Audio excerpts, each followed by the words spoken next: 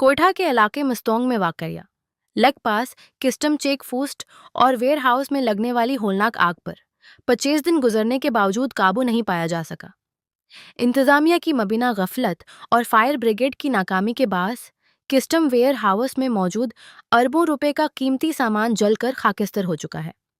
जरा के मुताबिक गुज़श्ता 25 दिनों से लेग पास किस्टम हाउस में आग लगी हुई है, लेकिन तवील वक्त गुजरने के बावजूद मुताल्लिका हुकाम आग बुझाने में मुकम्मल तौर पर नाकाम नजर आ रहे हैं।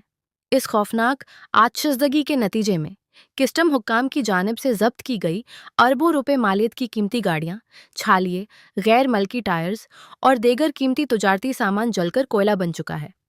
दूसरी जानब अवामी और तुजारती हलकों ने इतने तवील अरसे तक आग न बुझाए जाने पर गहरी तशवीश का इजहार किया है। अवाम ने आला हुकाम से फौरी नोट्स लेने की अपील की। कैमरा टीम के साथ कोयटा न्यूज़ के एडमन दिलबर खान, कोयटा।